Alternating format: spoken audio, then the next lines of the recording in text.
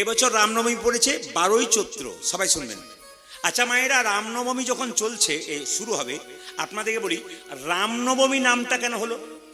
ভগবান রামের জন্ম হলো রাম নবমীর দিনে, মানে চৈত্র মাসে শুক্লপক্ষে নবমী তিথিতে ভগবান রামচন্দ্রের জন্ম হলো। শুনবেন, রাজা দশরথের 3টি স্ত্রী ছিল, একটা কৌশল্যা, একটা কৈকেয়ী, একটি সুমিত্রা। বাচ্চা কিন্তু আসছিল না। ঋষসিংহ মুনি বলে একজন মুনি, তিনি দশরথকে বললেন পুত্রশ্রী যজ্ঞ করো, আর সেই যজ্ঞের চরু তোমার স্ত্রীগণ খেলে তোমার স্ত্রীদের গর্ভে সন্তান আসবে। আশ্চর্যের ব্যাপার মায়েরা শুনবেন, কৌশল্যার গর্ভ থেকে যে সন্তান জন্ম নিল, কৌশল্যার দাসী দশরথকে খবর দিল, রাজা মশাই বাধাই হো, বাধাই হো, আজ আপনার ছেলে হয়েছে।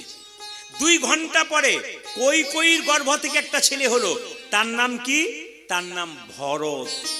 রাজা মশাই বাধাই হো, বাধাই হো, আবার একটা ছেলে হলো। 2 দিন পরে সুমিত্রার গর্ভ থেকে লক্ষণ এবং শত্রুঘ্নের জন্ম হলো। শুনলে চমকে যাবেন, রামচন্দ্রের গায়ের রং কালো কুচকুচে। সবাই শুনবেন, রামের গায়ের রং পরিষ্কার নয় কিন্তু মায়েরা, কাঁচা সোনার মতো নয়, ভুল করবেন আপনারা। রামের গায়ের রং একবারে কালো কুচকুচে। আর আমাদের যিনি ভরত জন্ম নিল, তারও গায়ের রং কালো কুচকুচে। রাম আর ভরতকে এক জায়গাতে দাঁড় করালে একবারে মনে হবে দুজনের দেখতে ডিটো, একই রকম দেখতে। কিন্তু লক্ষণ শত্রুঘ্ন দুজন সুমিত্রার গর্ভে জন্ম নিল, ওরা দুজন কিন্তু সাদা পরিষ্কার হয়ে গেল।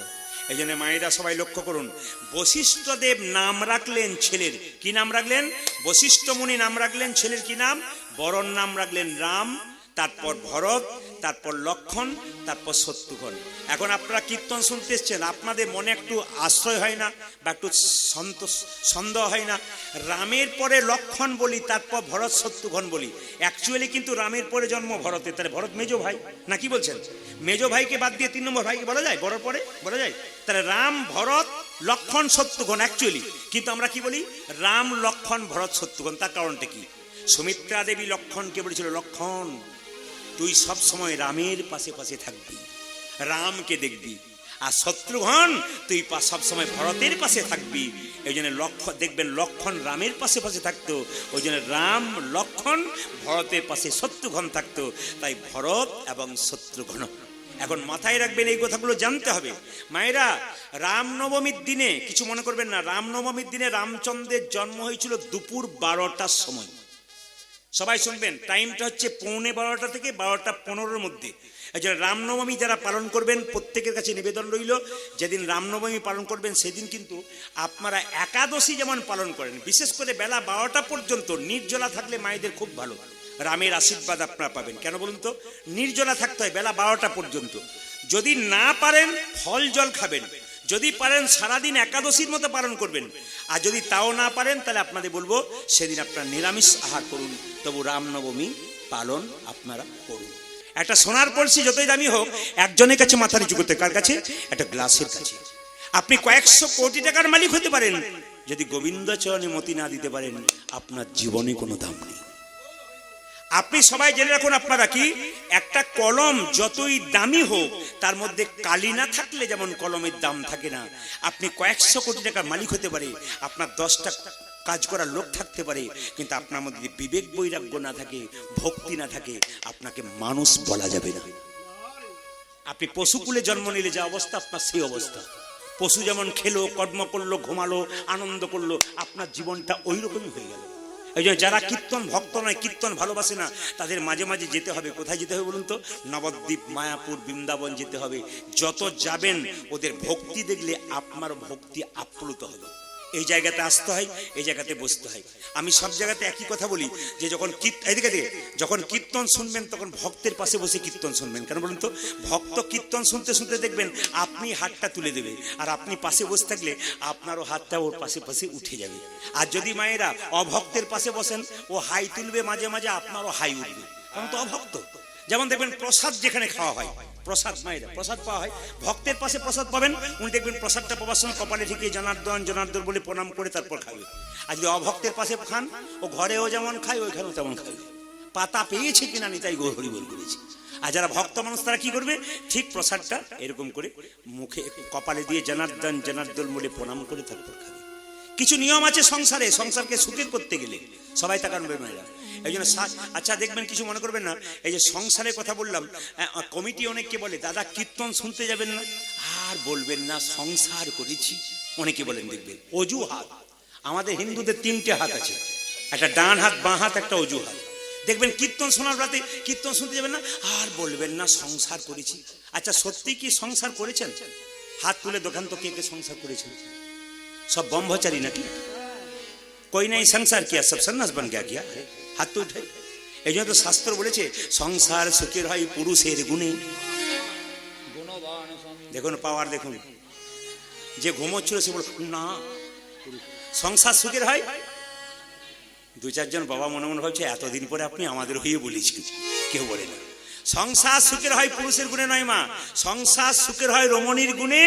গুণবান স্বামী যদি থাকে তার সঙ্গে, হ্যাঁ গুণবান স্বামী যদি তার সঙ্গে থাকে তাহলে কিন্তু নিতাই গৌর বলছে সে কিন্তু সংসার সুখের। এক হাতে তালি বাজে না, দুজনকে ভালো হতে হবে। এই যে সবাই লক্ষ্য করুন, মুকুন্দ সরকার আর নরহরি সরকার দুজন যখন এরকম দাঁড়িয়ে আছে, ভক্ত যদি কাই মনে কোনো বাঞ্ছা করে ভগবানের সাধ্য নাই সেই বাঞ্ছা নাহি পুরে। সবাইকে বলে রাখলাম, মন্দিরে গিয়ে একই কথা বারবার প্রত্যেক দিন বলুন। 1 বছর বলার পর মিলিয়ে নেবেন আমার কথাটা, আপনার মনের ইচ্ছা পূর্ণ হয়েছে। তারপরে মন্দিরে গিয়ে বলবেন আমার 4টা বাস হয়ে যাক, 6টা গাড়ি হয়ে যাক, মোটরসাইকেল, এটা বলবেন না। ভক্ত কি চাই? মন্দিরে গিয়ে ভক্তি চাই। ভগবানের কাছে কিছু চাইতে নাই মা, যে চাই সে অল্প পায়, আর যে চাই না এত পাই ভাবতে পারে না।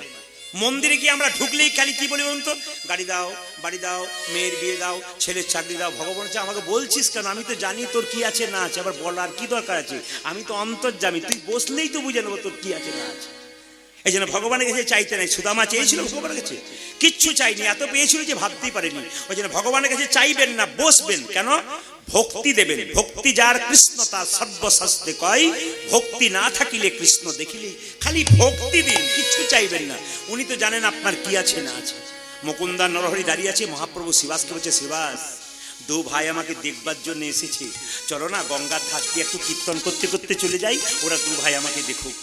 দেখবেন দরজা দিয়ে মৃতদেহ নিয়ে যায়। বলো হরি হরি বল, হরি হরি বল। বলুন তো মায়েরা, আপনারা প্রণাম করেন না? বাবারা প্রণাম করেন না? মোরা দেখলে প্রণাম করেন না? আমরাও করি, আপনারাও করেন। আর কি ভাবেন বলুন তো? ও বোধহয় গেল, আমি বোধহয় যাবোই না। পরিষ্কার একবার অতীব বাস্তব কথাগুলো বলবো, আপনার মন দিয়ে শুনবেন। কিন্তু যিনি মাচাতে হেলতে দুলতে আপনার দরজা দিয়ে গেলেন, তিনি শুধু মরেন নাই, আপনাকে শিখিয়ে দিয়ে গেলেন আমাকে দেখে শিখে নাও। বলে কি? আমি যেমন হেলতে দুলতে চলে গেলাম, যতই লাফালাফি করো, যতই মস্তানি করো, যতই বাড়ি গাড়ি করো, আমাকে দেখে শিখে নাও একদিন আমার মতো হেলতে দুলতে নিতাই গৌর হরি বল বলে চলে যেত। কিন্তু আমরা দেখি তবু বুঝি না। একটু শুনবেন, দেখি তবু বুঝি না। কেন বাবা? না দেখবেন যেখানে ছাগল কাটা হয়, যারা দেখবেন কসাইখানা ছাগল কাটা হয়, একটা ছাগলকে কেটে চামড়াটা ছুলে দড়ি দিয়ে টাঙিয়ে দেয়, আর পাশে একটা ছাগল বসে বসে দিব্যি কাঁঠাল পাতা চিবই। ও জানে না যে এর পরের লাইনটা আমার আছে। আমরা সব কাঁঠাল পাতা চিবানো লোক, শুধু দেখেই যাচ্ছি, বুঝছি না যে এরপরে আমাদেরও টাঙাবে। এই যদি বুঝতে পেরেছেন তাহলে চৈতন্য হয়েছে, আর যদি বুঝতে না পেরেছেন তো নিতাই গৌর হরি বলেছে। আজকে কিন্তু আমি যে লীলাটি গাইব সবাই শুনবেন, এটি কিন্তু গৌরাঙ্গ মহাপ্রভুর একটি ভক্তের লীলা। আজকে কৃষ্ণের লীলার দিকে যাচ্ছি না, কারণ যেহেতু মন্দির প্রতিষ্ঠা হয়েছে, ওই জন্য মন্দির প্রতিষ্ঠার জন্য এক মন্দিরে ভক্তের কথা আমি আজকে বলবো। প্রথম আপনারা শুনবেন, লীলাটির নাম হচ্ছে ভক্ত রঘুনন্দন। যদি আপনারা বিভিন্ন জায়গায় যাচ্ছেন, আমরা তো বীরভূমের মানুষ, আসতে দেখুন বিদেশ থেকে মানুষ এখানে এসছে। আমি এত জায়গায় কীর্তন করে এসেছি, যখন এখানকার মহিমাটা বলেছি না, বহু মানুষ এখানে এসছে। আমার বাড়ি থেকে আমাকে ফোন করেছে, দাদা চলে এসেছি। বলে কোথায়? আপনার কোথায়? শ্রীখণ্ড। যদি আপনার শ্রীখণ্ডে যান, গোপীনাথের মন্দির দেখেন, সব জায়গায় দেখবেন মায়েরা ভগবানের হাতে বাঁশি আছে, নাড়ু আছে। কিন্তু আশ্চর্যের ব্যাপার, যদি শ্রীখণ্ডে যান, বর্ধমান জেলা শ্রীখণ্ড সামনে, তাহলে দেখতে পাবেন গোপীনাথের হাতে বাঁশি নাই, কি আছে? নাড়ু। এই নাড়ু নয়, পাথরের নাড়ু, আবার গোটা নয়, অর্ধেকটা। এক আশ্চর্য মহিমা আমাদের বর্ধমান জেলা শ্রীখণ্ডে আছে। কাটোয়া থেকে যেতে গেলে ওই 10 টাকা 15 টাকা ভাড়া নেয়। নবদ্বীপ থেকে যদি যান 10-15 টাকা ভাড়া নেয়। যদি যেতে পারেন তাহলে দেখবেন মহাপ্রভুর ওখানে গোপীনাথের মন্দিরে একবারে অর্ধেকটা পাথরের নাড়ু এখনো বর্তমানে, একবার ভগবান হাতে করে অর্ধেকটা পাথরের নাড়ু আছে। কেন নিলেন? আজকে যে লীলাটি গাইব, লীলার শেষে আপনারা এই প্রসাদ কিন্তু নিয়ে যাবেন। সবার কাছে নিবেদন রইল, এই যে প্রসাদটা রইল, প্রসাদটা নেবেন। প্রসাদটা নিলে লাভ কি হবে শুনে নিন। যদি কেউ রঘুনন্দন লীলাটা পড়াশোনা করেন তাহলে বুঝতে পারবেন যে এই প্রসাদ যদি কোনো মা ভক্তি ভরে, শুনবেন, এই প্রসাদ যদি কোনো মা ভক্তি ভরে তার সন্তানের জন্য নিয়ে যায়, সন্তান যদি খুব চঞ্চল হয়, বৃহস্পতিবার দিন রঘুনন্দনের জন্ম হয়েছে, আপনি বৃহস্পতিবার দিন বাচ্চাকে সকালবেলায় স্নান করিয়ে, 10টার মধ্যে স্নান করিয়ে আপনি তুলসী গাছে জল দেওয়ার পর একটা তুলসী পাতা আর একটুখানি বাতাসা নিয়ে ছেলের কপালে জয় গোপীনাথ জয় গোপীনাথ 3 বার বলে ঠেকিয়ে তার মুখে দেবেন। দেখবেন 1 বছরের মধ্যে বাচ্চার চঞ্চলতা দূর হবে, বাচ্চা স্থির হবে, বাচ্চা কৃষ্ণ ভক্ত হবে। যার বাচ্চা প্রচন্ড চঞ্চল, শুধু মিলিয়ে দেখবেন, আমি আপনাদের গ্যারান্টি দিয়ে গেলাম, যদি ভক্তি ভরে করতে পারেন, আমি কি বলে গেলাম আর আব্বা বলে দিই, আপনার বাচ্চা যদি খুব চঞ্চল হয়, যদি পড়াশোনাতে মতি না থাকে, খুব চঞ্চল, আপনি একটুখানি বাতাসা, একটা তুলসী পত্র, জয় গোপীনাথ বলে 3 বার দেবেন বাচ্চার কপালে। কি বার বললাম মায়েরা, জোরে বলুন? বৃহস্পতিবার। আপনাদের বৃহস্পতিবার আর বেশি দেরি নেই, আজকে কি বার? আজ তো শনিবার নাকি, শুক্রবার, আর পরে বৃহস্পতিবার হয়ে যাচ্ছে। আপনার দিতে পারবেন প্রথম থেকে। প্রশ্ন করবেন, প্রদীপবাবু একটা বাতাসা 1 বছর তো চলবে না, একটা বাতাসাতে কি করে চলতে পারে? আপনি একটা বাতাসা নিয়ে যাবেন কাপড়ে কোণে, বাবারা পকেটে নিয়ে যাবেন, নিয়ে গিয়ে বাড়িতে কৌটোতে রাখবেন। 1 কেজি বাতাসা হরিলুট দিয়ে দেবেন বৃহস্পতিবার, ওটা কৌটোতে ভরেই বাতাসা মিশিয়ে দেবেন, ব্যাস। আপনি 1 বছর চালু করুন, আপনার দেখে নিন, 1 বছর পর ফোন করে বলুন আপনার বাচ্চা পরিবর্তন হলো কিনা। হাজার হাজার জায়গা, শুধু পশ্চিমবাংলা নয়, আমি তো পশ্চিমবাংলার প্রত্যেকটি জেলায় জেলায় যাই। আমি আসাম যাই, কোচবিহার যাই, জলপাইগুড়ি যাই, হায়দ্রাবাদ যাই, বোম্বে গিয়েছিলাম 2 বার। আবার লক্ষ্য করুন, আমি বোম্বে গিয়েছিলাম, ত্রিপুরা তো প্রায়ই যাই, পশ্চিমবাংলার বাইরে বিভিন্ন জায়গাতে প্লেনের মাধ্যমে যাই। তো সব জায়গায় দেখতে পাচ্ছি কাতারে কাতারে ভক্ত। কয়েকদিন আগে আমি গিয়েছিলাম একবারে বিশাখাপত্তনম থেকে একবারে রামচন্দ্রের দণ্ডকারণ্য মালকানগিরি, যেখানে আপনি চিন্তা করতে পারবেন না, 200 তাল গাছ ওপরে, পাহাড়ে পাহাড়ে মানুষ বাস করে। গ্রামের নাম নাই, শুধু 1 নম্বর গ্রাম, 2 নম্বর গ্রাম, 3 নম্বর গ্রাম, গ্রামের কোনো নাম নেই, খালি নাম্বার দেওয়া আছে গ্রামে গ্রামে। একটা আসর হচ্ছে, বৃষ্টি হচ্ছে, 15 থেকে 20 হাজার মানুষ কীর্তন শুনছে। ভক্তগণ বলছেন আপনার কীর্তন ইউটিউবে শুনে দেখুন, কাতারে কাতারে ভক্ত এখানে ছুটে আসছে। ওই জন্য আপনাদের কাছে নিবেদন রইল, ভক্ত যদি তৈরি হচ্ছে মহাপ্রভুর কৃপায়, এই প্রসাদ আপনার শেষে নেবেন। সবার কাছে নিবেদন রইল। প্রথমে প্রস্তাবনা শুরু করি। কি? রঘুনন্দনের জন্মটার কথা একবার বলি। বর্ধমান জেলার শ্রীখণ্ডে 2 ভাই, আমি কিন্তু মাঝে মাঝে জিজ্ঞেস করবো কেমন শুনছেন বুঝতে পারবো। বর্ধমান জেলার 2 ভাই শ্রীখণ্ডের, বড় ভাইয়ের নাম মুকুন্দ সরকার আর ছোট ভাইয়ের নাম নরহরি সরকার। বড় ভাই কি করে বাবা? বড় ভাই কিন্তু কবিরাজি চিকিৎসা করে, আর ছোট ভাই কি করে? তার সঙ্গে কম্পাউন্ডারি করে। একদিন ছোট ভাই বড় ভাইকে বলছে, দাদা, বলে কি, একবার নবদ্বীপে সেবাসঙ্গনে গেলে হয় না? তখন দাদা বলছে, কি জন্য যাবি? আরে বাবা, মহাপ্রভুর আশীর্বাদ পাওয়ার জন্য যাইব, কত জন ছুটে যাচ্ছে, আমাদের একবার গেলে হয় না? তখন বড় ভাই ছোট ভাইকে বলছে, এখনকার দিনে দেখবেন টোটো, অটো, গাড়ি, কত কিছু আছে যাবার জন্য, তখন তো সব ছিল না, পায়ে হেঁটেই যেতে হতো। বড় ভাই বলছে, তোর মাথা খারাপ হয়ে গেছে? পায়ে হেঁটে তুই শ্রীখণ্ডে যাবি? নবদ্বীপ থেকে পা ফুলে যাবে, আসতে পারবি না। ছোট ভাই বলছে, দাদা, সাধুগুরু বৈষ্ণবের মুখে শুনেছি, কেউ যদি রাস্তা দিয়ে হরিনাম গাইতে গাইতে চলে যায় তবে তার রাস্তা অনেক খাটো হয়ে যায়। বড় ভাই আর কিছু বলতে পারলো না, ছোট ভাইকে নিয়ে চললো কোথায়? শ্রীখণ্ড থেকে একবারে নাচতে নাচতে গাইতে গাইতে চললো নবদ্বীপ সেবাসঙ্গন। সবাই তাকান কিভাবে যাচ্ছে।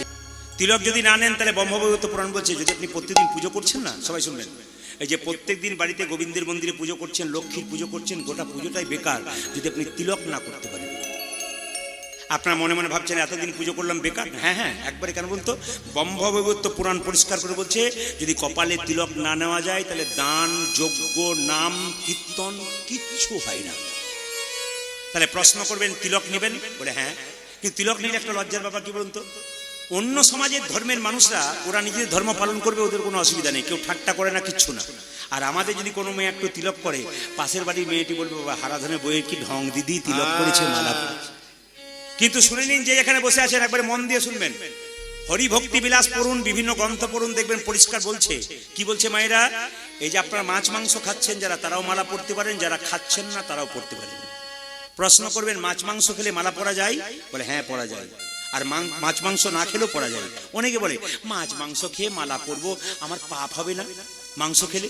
আরে বাবা, মাছ মাংস খেয়ে যদি মালা পড়েন তাহলে পাপ হয়, আর মালা না পড়ে যদি মাছ মাংস খান তাহলে পাপ হয় না? দুটোতেই পাপ হয়, বরং ওষুধটা নেন, যদি কিছু কাজে লাগবে তো লাগবে। ওষুধটা পড়ুক, এখানে কাজে লাগবে।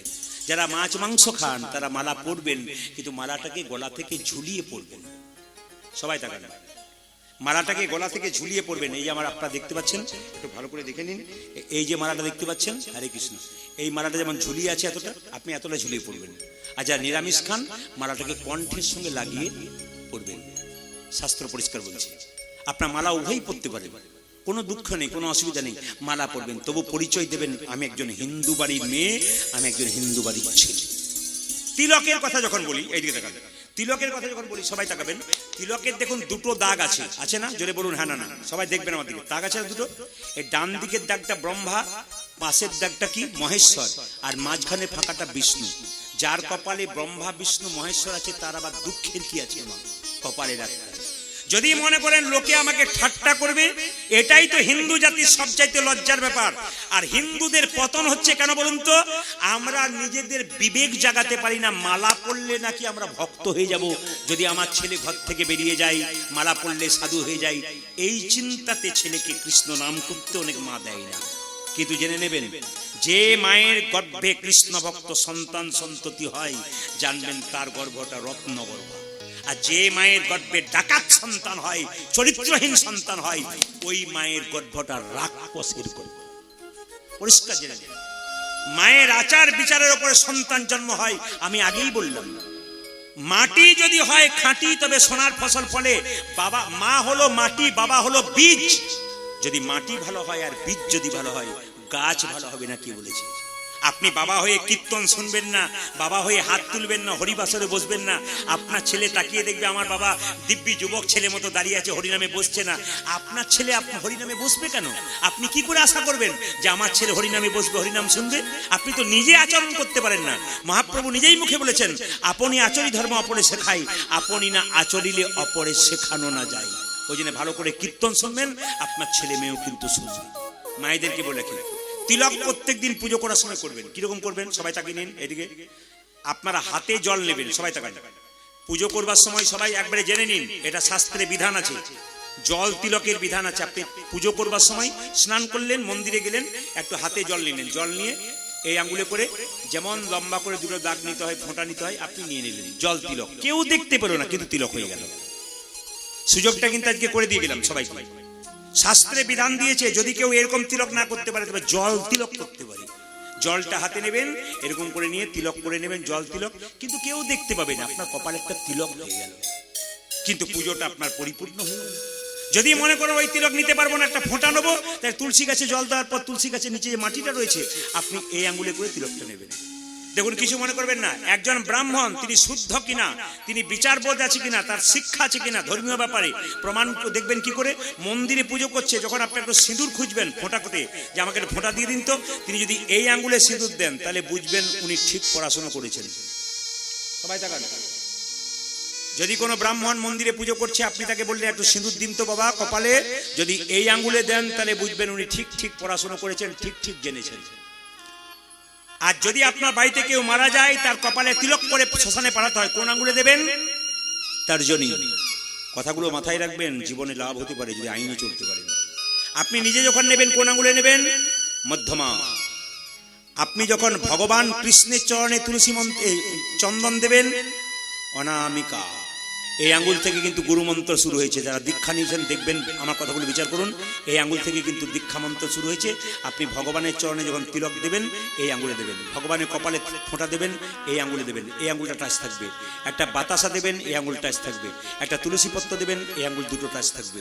যদি এই আঙ্গুলটা টাচ থাকে তবে আপনার পুজো পাঠ কিন্তু শাস্ত্র অনুযায়ী ঠিক হচ্ছে। এইদিকে যখন ভগবানকে ডাকবেন, তখন ভগবান আপনাকে মাঝে মাঝে ধাক্কা মেরে দেখবে, ভয় খেয়ে যাবেন না।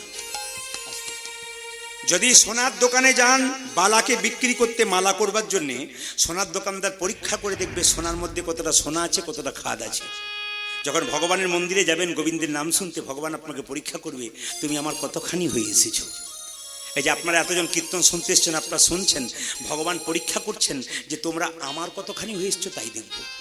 দেখুন, লক্ষ্য করুন মাইরা, শ্রীবাস যখন দেখলো দাঁড়িয়ে আছে, মহাপ্রভু বলল প্রভু তাহলে কি করব?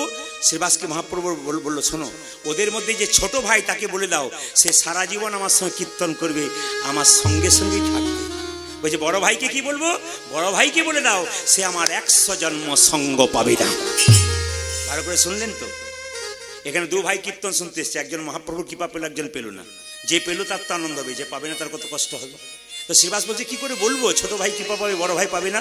মহাপ্রভু বললো আমি যা বললাম তাই বলে দাও, যে ছোট ভাই তাকে বলে দাও সারা জীবন আমার সঙ্গে কীর্তন করবে, আমার সঙ্গে থাকবে, আর যে বড় ভাই তাকে বলে দাও সে আমার 100 জন্ম কৃপা পাবে না।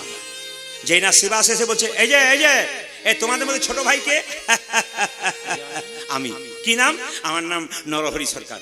তোমার জন্য প্রভু বলেছে তুই সারা জীবন প্রভুর সঙ্গে থাকবে, মহাপ্রভুর সঙ্গে কীর্তন করবে।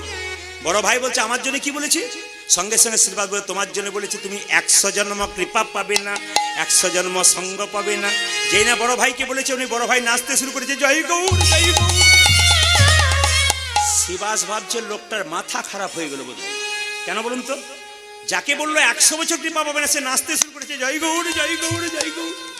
শ্রীবাস বলছে হ্যাঁ গো মুকুন্দ, প্রভু তোমাকে বললো 100 জন্ম কৃপা পাবে না, তুমি নাচতে শুরু করেছো গৌর গৌর বলি। আমাকে যদি বলতো তাহলে আমি বিষ খেয়ে আত্মহত্যা করে দিতাম। এ কথা শুনে মুকুন্দ বলছে শোনো শোনো শ্রীবাস, প্রভু যদি বলতো কোন জন্মে সঙ্গ পাবো না তাহলে না হয় আমি বিষ খেয়ে আত্মহত্যা করে দিতাম। প্রভু বলেছে 100 জন্ম সঙ্গ পাবো না, 100 জন্ম না হয় গৌর গৌর বলি কেঁদে বেড়াবো। যখন 100 জন্ম পেরিয়ে যাবে 101 জন্মে প্রভুর সঙ্গ পাবো। 101 জন্মে প্রভু সঙ্গ পাবো, 1 জন্মে প্রভুর সঙ্গ পাবো। 101 জন্মে প্রভু আমি সঙ্গ পাবো, 100 জন্ম কেটে বেড়াবো, 1 জন্মে প্রভু সঙ্গ আমি 100 জন্ম কেঁদে বেড়াবো, 101 জন্মে প্রভু সঙ্গ পাবো, 100 জন্ম কেঁদে বেড়াবো, 101 জন্মে প্রভু সঙ্গ পাবো, 100 জন্ম কেঁদে বেড়াবো, 101 জন্মে প্রভু সঙ্গ পাবো, 101 জন্মে প্রভুর সঙ্গ পাবো। মায়েরা, বড় ভাই মুকুন্দ সরকার চোখের জলে বসে কাঁদছে। ভগবান সব সইতে পারে বাবা, ভক্তের চোখের জল সইতে পারে না। টোনটা বাড়ানো জয় নিতাই। ভগবান সব সহ্য করতে পারে বাবা, ভক্তের চোখের জল সহ্য করতে পারে না। শুনবেন ভালো করে, শাস্ত্র বলেছে মদ ভক্ত যত্র গচ্ছন্তি তত্র গচ্ছামি পার্থিব ভক্তানুমনু গচ্ছন্তি মুক্ত স্থিতি বিসহ। আপনারা যারা সাধারণ মানুষ আছেন সংস্কৃত কথার মানে বুঝতে পারলেন না, আমি বুঝিয়ে দিই। বাড়িতে যখন মায়েরা গাভী আছে, গাভীর যখন বাছুর হয়, আপনি গাভীটাকে বেঁধে রাখবেন, বাছুরটাকে ছেড়ে দেবেন। দেখুন গাভীটা কি করে, দড়ি ছিঁড়ে বাছুরের পেছনে ছুটবে। কেন? বাছুরটাকে কেউ যদি কেড়ে নেয়, বাছুরটা খালি বিলে পড়ে যায়, গাভী পাগলের মতো ছুটে। ভক্ত যখন ভগবানকে ডাকতে ডাকতে রাস্তা দিয়ে হরিনাম করতে করতে চলে যায়, ভগবান তার পেছন পেছন গাভীর মতো ছুটে যায় ভক্তকে রক্ষা করার জন্য। এই জন্য বারবার বললো বাবা, ভক্তের যত কষ্ট হয় ভগবানের তার চাইতে বেশি কষ্ট হয়। হরিদাসের অঙ্গে 22 বাজারে বেত্রাঘাত করা হয়েছিল, যত না হরিদাসের অঙ্গে লেগেছিল মহাপ্রভুর অঙ্গে তার চাইতে বেশি লেগেছিল। মহাপ্রভু বলেছিল হরিদাস আমার ভক্তকে কেউ যদি আঘাত করে, আমার ভক্তকে খারাপ কথা বলে, ও শুধু ওকে বলে না আমাকে বলে, আমি বড় কষ্ট পাই। তাই আপনার যদি ভক্ত হয়ে যান, একদিন ভগবান দেখবেন আপনার পাশে থাকবে, আপনার ব্যবস্থা অবশ্যই করবে। শাস্ত্রে বলেছে পরিত্রাণায় সাধুনাং বিনাশায় চ দুষ্কৃতাং। ও মায়েরা, দুষ্কৃততার দুষ্টের দমন এবং শিষ্টের পালনের জন্য মহাপ্রভু এসেছেন। মায়েরা, মুকুন্দ যখন কাঁদছে তখন মহাপ্রভু, বিভাগটা একটু কমাও, মুকুন্দ যখন কাঁদছে তখন মহাপ্রভু ছুটে এসে বলছে মুকুন্দ তুমি কাঁদছো? হ্যাঁ প্রভু, আমার ভাইকে তুমি কৃপা করলে আর আমাকে তুমি করলে না। মহাপ্রভু একটা সুন্দর কথা বললেন, সবাই শুনে যাবেন সংসারী ভক্ত যারা আছেন। মহাপ্রভু বললেন শোনো মুকুন্দ, এই সংসারে যারা বড় ভাই আর বড় বউ হয় তাদের দায়িত্ব সবচাইতে বেশি হয়। কথাগুলো শুনবেন, এগুলো সব মহাপ্রভুর অমৃত বাণী। যদি কাজে লাগাতে পারেন জীবন সুন্দর হবে। আর যদি মনে করেন ভূতের মতো থাকবো আর ভূতের মতো খাবো আর চালচলন করবো, আপনার ওইরকমই হবে জীবন। কি বললাম, কি বলছে মহাপ্রভু? বলছেন এ সংসারে যারা বড় ভাই আর বড় বউ হয় তাদের দায়িত্ব সবচাইতে বেশি থাকে। বলে কেন? না বনের মধ্যে বড় বড় গাছ যেমন ছোট ছোট গাছগুলোকে ঝঞ্ঝঞ্ঝা থেকে রক্ষা করে, এই সংসারে যারা বড় ভাই আর বড় বউ হয় তাদের দায়িত্ব সব চাইতে বেশি থাকে। মুকুন্দ, তোমার ছোট ভাইকে আমার সঙ্গে রাখলাম, তোমরা দুজন যদি কীর্তন করতে চলেছো তোমাদের বাড়ির সব না খেয়ে মরবে, আর কেউ হরিনাম করবে না। তোমার ভাইকে সঙ্গে রাখলাম, তুমি শ্রীখণ্ডে ফিরে যাও, একটা গোপীনাথের মন্দির তৈরি করো। তবে মুকুন্দ, তোমার তো চিকিৎসাতে খুব একটা নাম ডাক ছিল না, তোমার মাথায় হাত দিয়ে আশীর্বাদ করলাম, তুমি বাড়িতে কাল থেকে গিয়ে যাকেই চিকিৎসা করবে তারই রোগ ভালো হয়ে যাবে। আর যে যারা কীর্তন শুনতে এসছেন মায়েরা আর বাবারা শুনে নেবেন, পরিষ্কার করে শাস্ত্র বলছে, যারা মহাপ্রভুর গুণকীর্তন শ্রবণ করে ভক্তি ভরে, মহাপ্রভুর আশীর্বাদ তাদের ভেতরে অজান্তে হয়ে থাকে। ভগবানের জন্য কিছু করবেন আর কিছু পাবেন না, এটা আপনি ভাবেন না। ভগবানের জন্য যা করবেন, ভগবান বলেছেন যে যথামাং প্রপদ্যন্তে তাংস্তাতাইব ভজাম্যহম। তার মানে কি, যে আমাকে যেমন ভাবে ভালোবাসে আমি তাকে তেমন ভাবে ভালোবাসি। আজকে কীর্তন শুনতে এসে মহাপ্রভুকে যত ভালোবাসতে পারবেন মহাপ্রভু তত আপনাকে কৃপা করবে। মুকুন্দ, তুমি কেঁদো না, তোমার মাথায় হাত দিয়ে আশীর্বাদ করলাম, তোমার বাড়িতে গিয়ে যাকেই চিকিৎসা করবে তারই রোগ ভালো হয়ে যাবে। তবে শোনো মুকুন্দ, তোমাকে একটা কথা বলে যাই, বাড়ি ফিরে যাও, একটা গোপীনাথের মন্দির তৈরি করো, জীবের দ্বারে হরিনাম দাও, আর গরিবের চিকিৎসা করো, কোনো পয়সা দেবে না। ফিরে যা, ফিরে যা, ফিরে যা, ফিরে যা, শ্রীখণ্ডে ফিরে যা, ফিরে যা, ফিরে যা, শ্রীখণ্ডে ফিরে যা, ফিরে যা, ফিরে যা, শ্রীখণ্ডে ফিরে যা। ফিরে যাও, ফিরে যাও, শ্রীখণ্ডে ফিরে যাও। তুমি দাঁড়ে দাঁড়ে গিয়া চরণে ধরিয়া, তুমি দারে দারে গিয়া চরণে ধরিয়া, দাঁড়ে দাঁড়ে গিয়া চরণে ধরিয়া, তুমি দাঁড়িয়ে দাঁড়িয়ে গিয়া চরণে ধরিয়া, হরির নাম বিলাম। দারে দারে গিয়া চরণে ধরিয়া, করে রাও বেরা, ফিরে যা, ফিরে যা, শ্রীখণ্ডে ফিরে যা। আজ ফিরে যাও, ফিরে যাও, শ্রীখণ্ডে ফিরে যাও।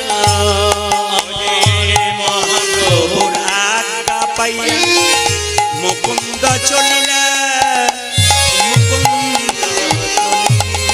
আমার মহাপ্রভু আজ্ঞা পায়া হরে হরে মুকুন্দ চলিলা, মুকুন্দ চলিলা, ওরে মহাপ্রভুর আজ্ঞা পাইয়া মুকুন্দ চলিলা, মুকুন্দ চলিলা। আজ মহাপ্রভু আজ্ঞা পায়া মুকুন্দ চলিলা, মুকুন্দ চলিলা।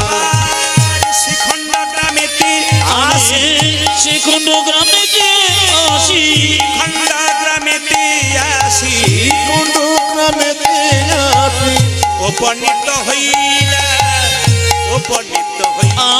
আমি শ্রীখণ্ড গ্রামেতে আসি, উপনীত হইয়া, উপনীত হইয়া, বল বল হরি বল, হরি বল, বল বল হরি বল, বল বল হরি বল, বল। বলো বলো হরি বল।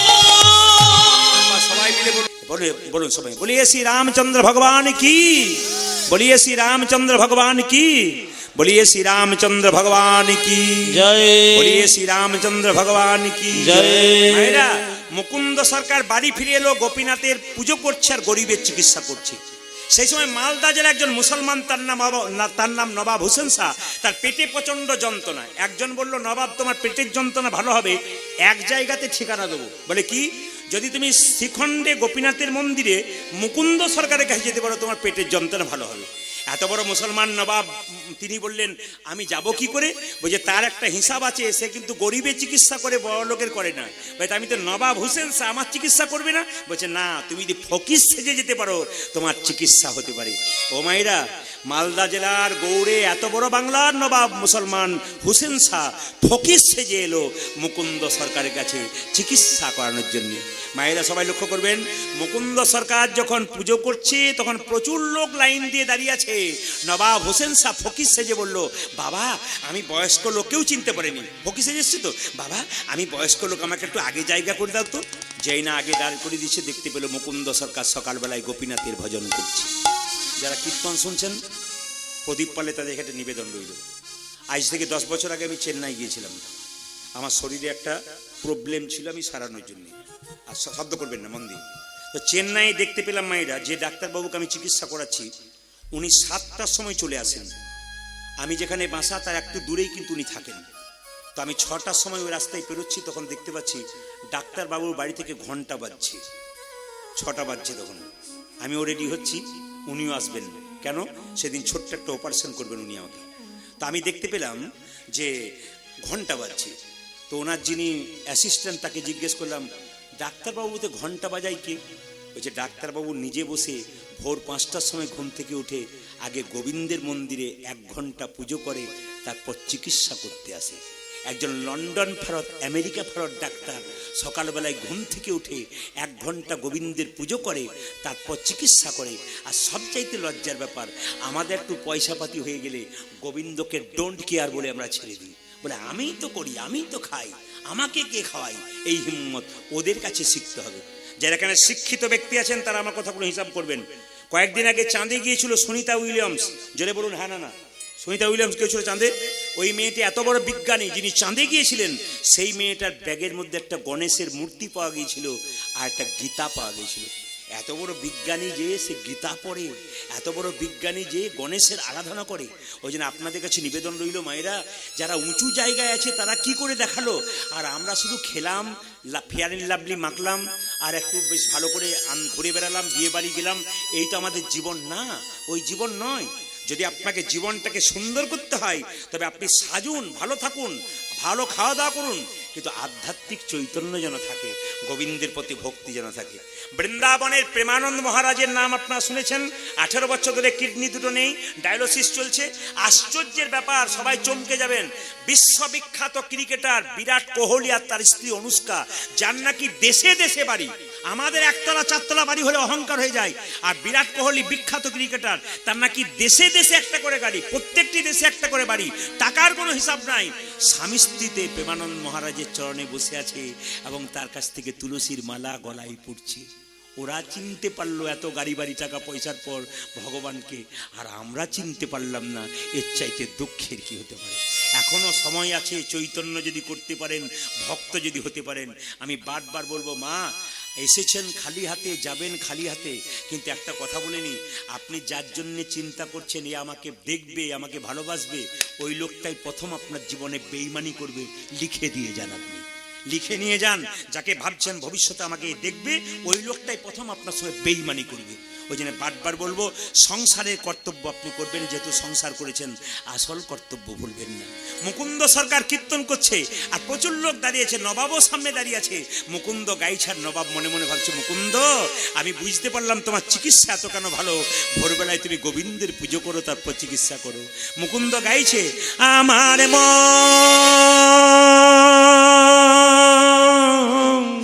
ওই আমার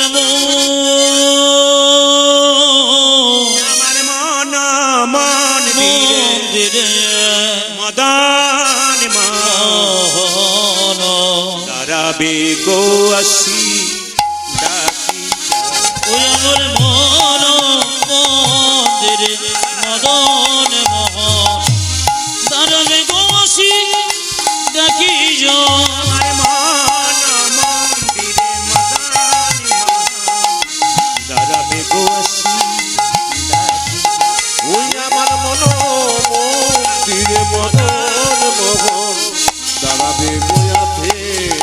যা। কাঁদিয়া কাঁদিয়া তব নাম লইয়া, কাঁদিয়া কাঁদিয়া তব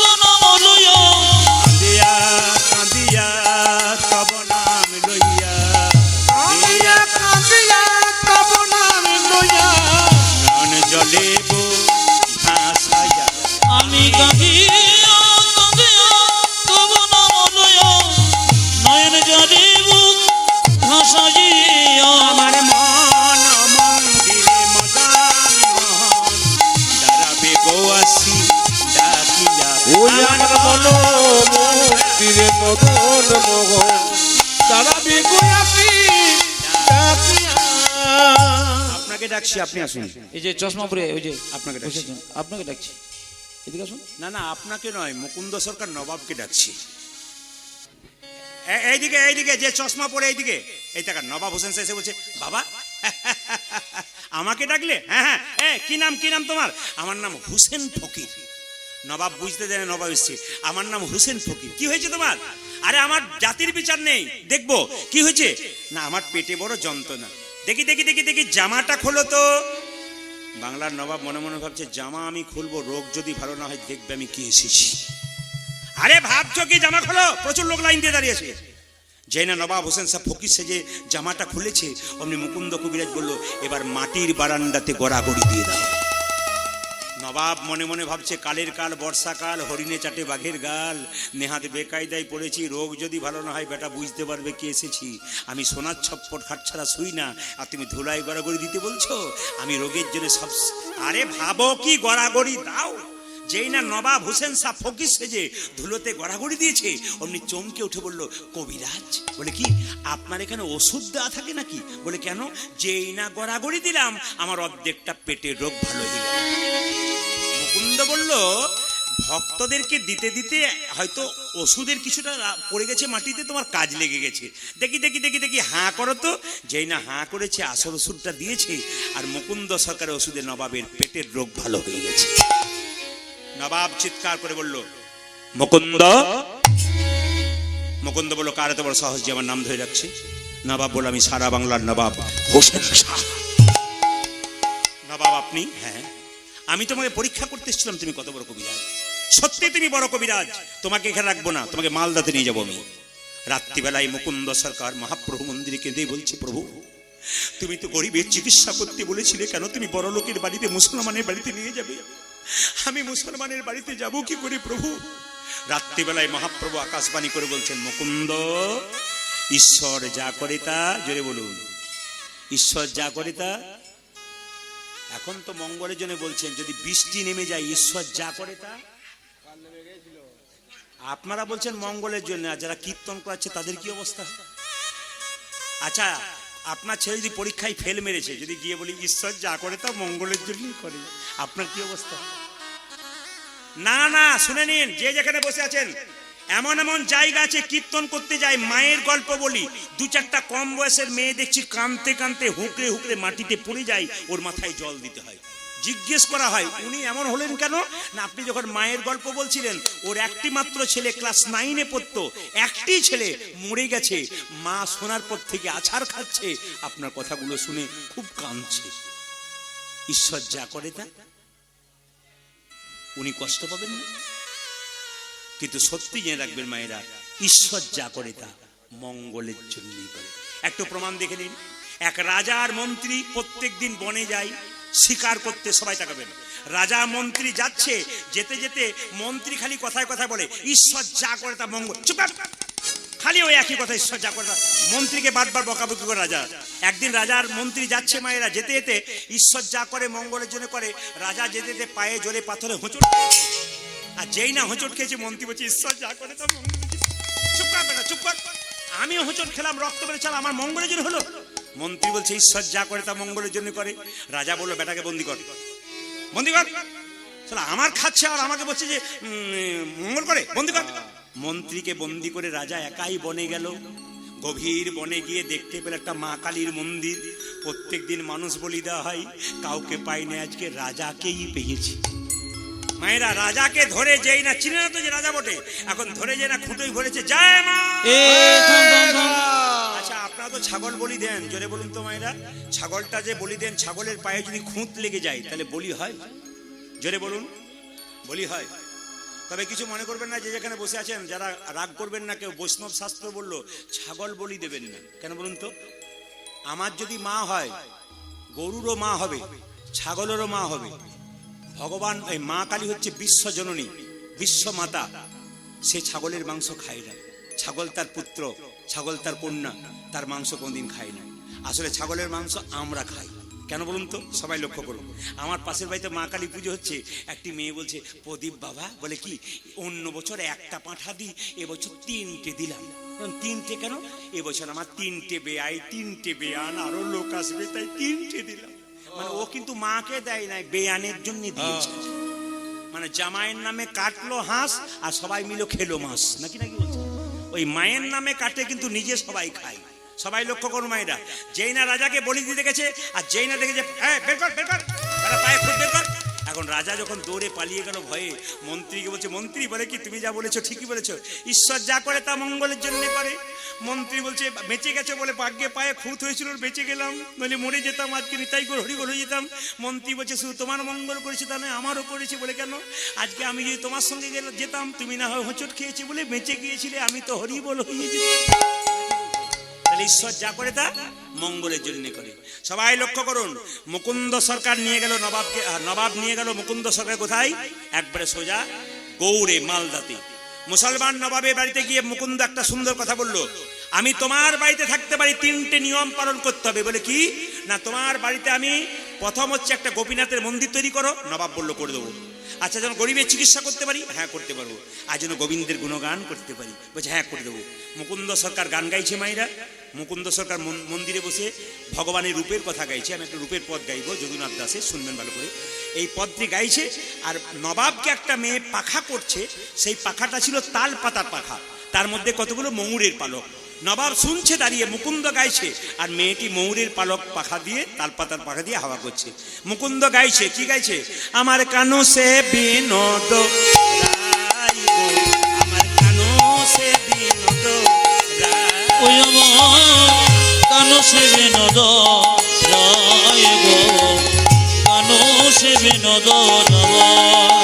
আমার কানো সে বিনোদ রাই গো, আমার কানো সে বিনোদ রাই। ওই আমার কানতে বিনোদ রায় গো, আমার কানতে বিনোদ রায়।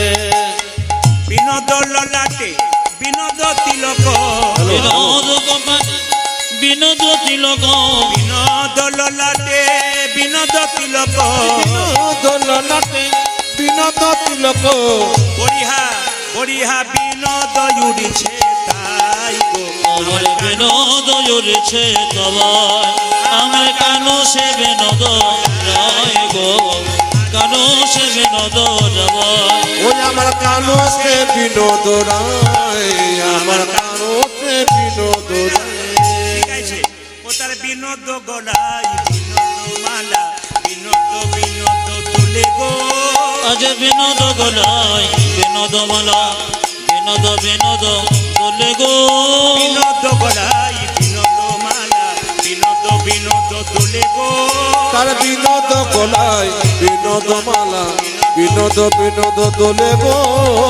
বিনোদিনী বিনোদ গাথুনি, আজ কোন বিনোদিনী বিনোদ গাথুনি, বিনোদিনী বিনোদ তার গাথুনি, কোন বিনোদিনী বিনোদ গাথুনি।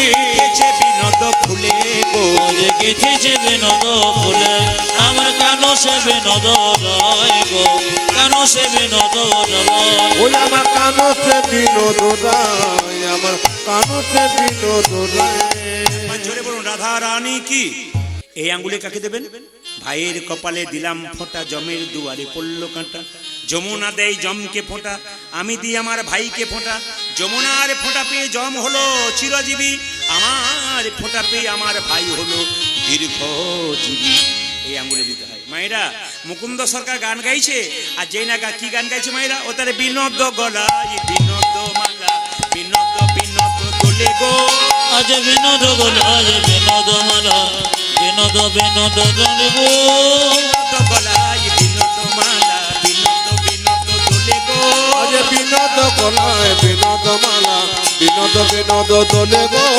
কোন বিনোদিনী বিনোদ গাথুনি, কোন বিনোদিনী বিনোদ গাথুনি, বিনোদিনী বিনোদ গাথুনি, কোন বিনোদিনী বিনোদ গাথুনি। গেছে বিনোদ ফুলে গো। আজ গেথেছে বিনোদ ফুলে। আমার কানো সে বিনোদ রায় গো, কানো সে বিনোদ রায়। ওই আমার কানতে বিনোদ নাই কানসে বিনোদ নাই বিনোদ কোটিতে বিনোদ ধতি বিনোদ বিনোদ সাজে গো বিনোদ কোটিতে বিনোদ ধতি বিনোদ বিনোদ সাজে গো বিনোদ কোটিতে বিনোদ ধতি বিনোদ বিনোদ সাজে গো বিনোদ কোটিতে বিনোদ ধতি বিনোদ বিনোদ সাজে গো বিনোদ চরণে বিনোদ নুপুর বিনোদ চরণে বিনোদ নুপুর বিনোদ চরণে বিনোদ নুপুর বিনোদ চরণে বিনোদ নপুর বিনোদ বিনোদ বাজে গো বিনোদ বিনোদ উলুধ্বনি উলুধ্বনি আমার কানসে বিনোদ রায় গো কানসে বিনোদ রায় আজ কানসে বিনোদ নাই কানসে বিনোদ নাই দেখি আমার মায়েরা কেমন কীর্তন শুনছেন আবার বলুন তো। যখন মুকুন্দ সরকার কীর্তন গান গাইছে, নবাব দাঁড়িয়ে আছে, একটা মেয়ে পাখা করছে। তাল পাতার পাখা না প্লাস্টিকের পাখা? দাঁড়াও, কি পাখা? দাঁড়াও, কি পাখা? তাল পাতার পাখা। তার মধ্যে কিসের পালক ছিল? ও যাক, আপনারা তো ভালো শুনছেন মনে হচ্ছে। আপনাদের ভেতরে ঢুকে গেলে কাজ আছে। কেন বলুন তো? আমার বাবারা তো বুঝতে পারছে। আমি যখন প্রথম কীর্তন শিখতাম, আমার প্রথম শ্রোতা ছিল আমার বাবা এবং মা। কোন একটা লীলা কীর্তন করার সময় আগে আমার বাবাকে আর মাকে বসিয়ে শোনাতাম। বাবা খুব শিক্ষিত মানুষ ছিল, তিনি শুনতেন, তিনি বলতেন, এই ভাষার এখানে ভুল হয়ে গেল, এটা ঠিক করো, এটা ঠিক করো। আর মা শুনলে বলতো, মা তুমি বুঝতে পেরেছো? বলছে একবার পাক্কা বুঝতে পেরেছি। তুমি যদি বুঝতে পেরেছো, পৃথিবীতে কেউ বাদ থাকবে না, সবাই বুঝে যাবে। ওই জন্য মায়েদেরকে কোনো জিজ্ঞেস করি বলুন তো, মায়েরা যদি একবার বুঝে যায় তাহলে নিতাই গৌর, বাবারা তো বুঝবেই, একটা ইশারাতেই কাফি বাবাদের। আর মায়েদের বুঝতে অসুবিধা হয়, সহজ করে বুঝিয়ে দিলাম। সবাই লক্ষ্য করো মায়েরা, যখনই মুকুন্দ সরকার কীর্তন করছে, যখনই নবাবকে হাওয়া করছিল ময়ূরের পালক দিয়ে পাখাতে, সঙ্গে সঙ্গে যেই না নবাব মুকুন্দকে বলেছে মুকুন্দ, আর যেই না মুকুন্দ নবাবের দিকে তাকাতে গেছে ময়ূরের পালক দেখে কৃষ্ণ ভেবে, হে কৃষ্ণ কৃষ্ণ করুণা করুণা করো করুণা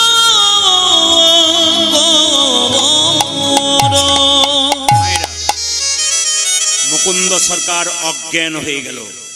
নবাব মুসলমান, এই কি আছিস ভাই, একটু জল নিয়ে আয় তো। নবাব জল এনে যে না মুকুন্দের চোখে দিল, মুকুন্দের জ্ঞান ফিরে গেল। মুকুন্দকে নবাব জিজ্ঞেস করলো, মুকুন্দ তুমি যখন কীর্তন করছিলে আমার দিকে তাকালে, তুমি অজ্ঞান হয়ে গেলে কেন? মুকুন্দ মনে মনে ভাবছে, আমি তো হিন্দু, তুমি তো মুসলমান, তুমি কি করে জানবে? আমি তোমার ময়ূরের পালককে কৃষ্ণ দেখতে পেয়ে অজ্ঞান হয়ে গেছিলাম। সঙ্গে সঙ্গে বললো, আমি তো জীবনে মিথ্যে কথা বলিনি, আজ একটা মিথ্যে কথা বলবো।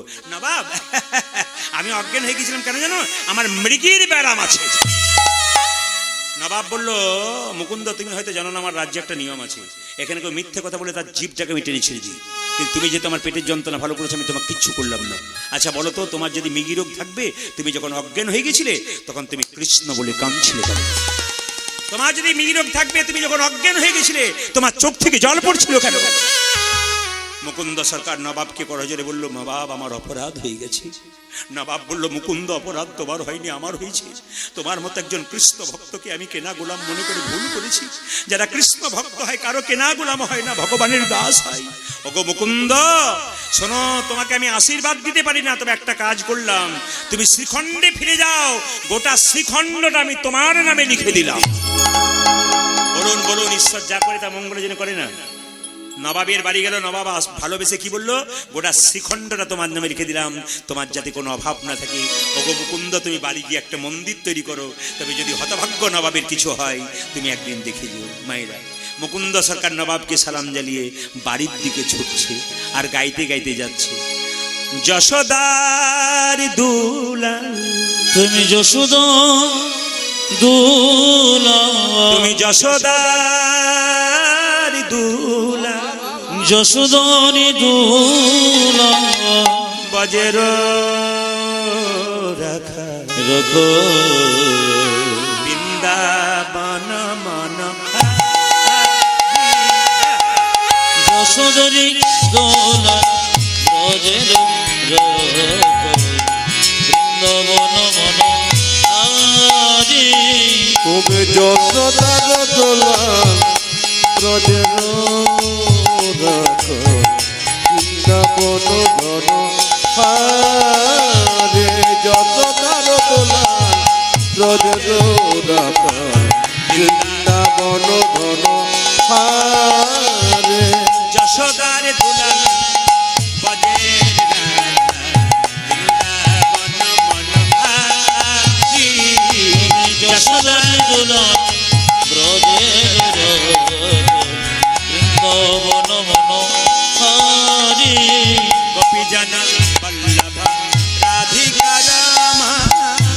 জন বল্লভ রাধিকার মন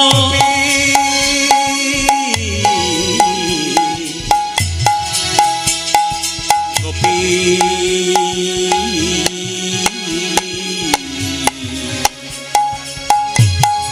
গোপী উলুধ্বনি হরি হে প্রাণ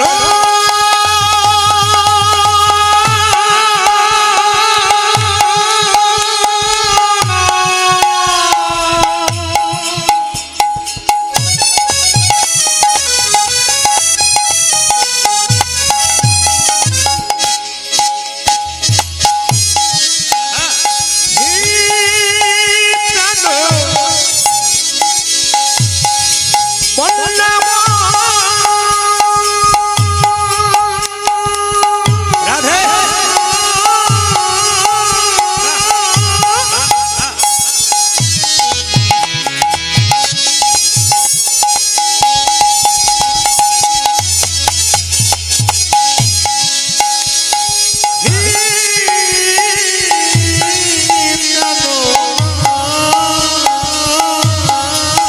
হরি বল।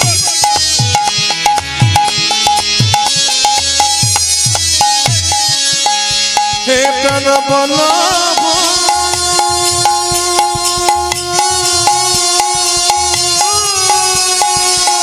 রাধে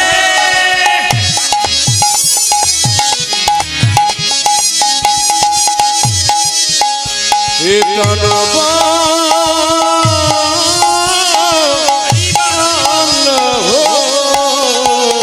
গোপী জন বল্লভ রাধিকার মন বল্লভ রাধিকা রাম গোপী জন বল্লভ রাধিকার মন চিত্ত বিত্ত মনোহারি বৃন্দাবন মনোহারি হরি বল। যশোদার দোলার ব্রজে বৃন্দাবন তুমি যশোদার দোলাল দজর বৃন্দাবন ধন হারে বৃন্দাবন মন হারি ওই যে বৃন্দা বৃন্দাবন ধন কোথায় গো ঘরণী? আপনারা কীর্তন শুনছেন, কিছু মনে করবেন না। কীর্তন হচ্ছে একাঙ্ক নাটক। আমার গুরুজি বলছেন যাত্রা যখন হয় 7-8টা ছেলে 3-4টা মেয়ে একসঙ্গে অভিনয় করে তারপর যাত্রা হয়। তা আমি যখন প্রথম কীর্তন শিখেছিলাম শুনবেন, তখন আমার গুরুজি বলেছিলেন যাত্রা নাটক করা অভ্যাস আছে তাহলে কীর্তন করতে পারবি। বললাম বুঝলাম না। বলছে যে যাত্রা নাটক করে তার ক্যাপাসিটি থাকে কথা বলবার, মানুষকে আকৃষ্ট করা, তুই যদি পারিস তবে হবে। ক্লাস 5 থেকে আমাদের গ্রামে, আপনাদের যেমন কালকে যাত্রা হয়েছে, ক্লাস 5 থেকে আমার যাত্রা করা অভ্যাস। আমার বাবা করতেন, আমি করতাম, আমাদের গ্রামের যে করতো, খুব ছোট থেকে আমার যাত্রা করা অভ্যাস বহুদিন পর্যন্ত। শেষ জীবন আমি যত যাত্রা করেছি প্রত্যেকটি অভিনয় আমি ভিলেনের করেছি, প্রত্যেকটি জায়গাতে প্রতিটি অভিনয় ভিলেনের। হয়তো আমাকে ভাবতে পারে না যে এই মানুষটা ভিলেন করবে, কিন্তু আমি ভিলেনের চরিত্র অভিনয় করতাম। তো প্রচুর ওখানে যত পাশাপাশি গ্রামের লোক আসতেন, অনেকে আসতেন কেন দেখবার জন্যে, ওনাকে একবার দেখবো, ওনার অভিনয়টা দেখবো। এই জন্য বারবার নিবেদন হলো কীর্তন শিখতে গেলে তাকে কিছু অভিনয় জানা দরকার আছে। এই জন্য কীর্তন যে আপনারা শুনছেন মন দিয়ে আপনারা শুনবেন। আমি তো বীরভূম জেলার মানুষ, কীর্তন শিখেছি বলে অন্যান্য জেলার অনেকে কিন্তু প্রথম প্রথম খুব বিরোধিতা করেছিল, বিশেষ করে কীর্তনিয়াগণ নানা রকম উল্টো পাল্টা করে চেষ্টা করেছিল ফেলাবার। দেখবেন আপনারা যারা ফেসবুকে দেখবেন। কিন্তু বীরভূমের যত কীর্তনিয়া আছে, বীরভূমের যত মেয়ে কীর্তনিয়া, ছেলে কীর্তনিয়া বা বীরভূমের মানুষরা সবাই এক বাক্যে প্রতিবাদ করেছে যে আমাদের বীরভূমে একটা ছেলে এত উঁচু জায়গাতে উঠে গেছে, তার জন্য অনেকেই অন্যায় করার চেষ্টা করছে, প্রতিবাদ করেছে, বহুজন প্রতিবাদ করেছে সেই সময়। এতে আমার গর্ব যে বীরভূমের মানুষ আমাকে ভালোবাসেন খুব, এই জন্যে যে আমি বীরভূমের মানুষ বলি। অনেকজন কীর্তনিয়া যারা বীরভূমে আছে তারা বলেছে হ্যাঁ, কলকাতার কীর্তনিয়ার আগে আমাদের এখানে প্রচুর বাজার করতো আর করতো। এখন আপনারা শুনলে চমকে যাবেন, আমি কলকাতা থেকে 365 দিনের মধ্যে 300 দিন গান করি, তার মানে কলকাতা থেকে 100 দিন গান করি। কলকাতাতে বছরে আমি 100 দিন গান করি, এই জন্য অনেক কীর্তনে ওখানে আছে। এ কেন বীরভূম থেকে এসে এখানে ঢুকে গেল রে বাবা, এই জন্য কিন্তু অনেকের রাগ অভিমান প্রথম প্রথম খুব ছিল। এখন সব চুপ হয়ে গেছে, কারণ জানতে পেরে গেছে আর ঠেকানো যাবে না। সব আপনাদের আশীর্বাদ, সাধুগুরু আশীর্বাদ, ভক্তিমতী মায়েদের আশীর্বাদ, যদি আপনাদের আশীর্বাদ থাকে, ভালোবাসা থাকে, তাহলে মহাপ্রভুর গুণকীর্তন সবাইকে শোনাতে পারবো। জোরে বলুন, রাধা রানী কি, শ্যাম সুন্দর কি, মদন মোহন কি। তার স্ত্রী বলে উঠলো, কই গো মায়েরা, স্ত্রী বলে উঠলো, স্বামী যেদিন থেকে তুমি চলে গেছো সেই দিন থেকে আমার হাতগুলো জ্বালা করে, আমার পা গুলো জ্বালা করে, এ কি আমার হলো গো স্বামী, কি আমার হলো, আমার সর্বাঙ্গ যেন জ্বলে যায়, সর্বাঙ্গ যেন জ্বলে জ্বলে